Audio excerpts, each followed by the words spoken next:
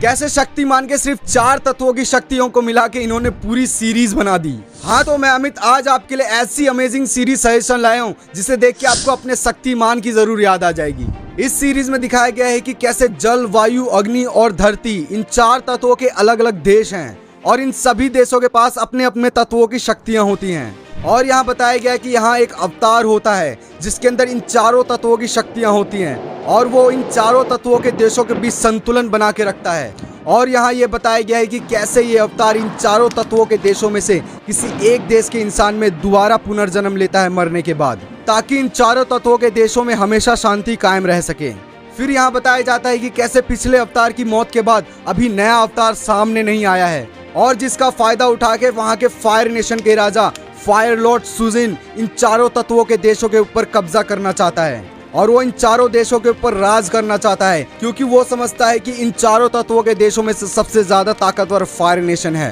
पर fire Lord Sujin को क्या पता कि नया अवतार जन्म ले चुका है और वो अवतार इस बार वायु तत्व के देश में पैदा हुआ है। अब यहाँ बताया जाता है कि एंग नाम का 12 साल का छोटा सा बच्चा ही वो अवतार है और वायु तत्व के देश के राजा और वहाँ के बड़े लोग ये चाहते हैं कि इसे जल्द से जल्द वायु तत्व की ट्रेनिंग और बाकी तत्वों की ट्रेनिंग दी जाए और उसे अभी बता दिया जाए कि वही अगला अवतार है और उसे सारी जिम्मेदारियां उठानी पड़ेंगी। और जब एंग को बताया जाता है कि वही आने वाला अगला अवतार है तो वो अपनी जिम्मेदारियों से भागना चाहता है और वो ये सब जान के बहुत ही ज्यादा उदास हो जाता है। तो वो अपना मुंह ठीक करने के लिए उड़ने वाले भैंसे के साथ घूमने चला जाता है। और फिर हमें दिखाया जाता है कैसे फायर नेशन वालों को पता चल चुका है कि नया अवतार वायु तत्व के देश के अंदर ही है और दूसरी तरफ हमारा अवतार समुद्री तूफान में फंस जाता है और वो उस देश पे हमला कर देते हैं और वहाँ के सारे लोगों को मार डालते हैं। फिर हमें यहाँ दिखाया जाता है कैसे 100 साल बाद एंग उस समुद्री तूफान में जमे हुए बर्फ से बाहर निकलता है।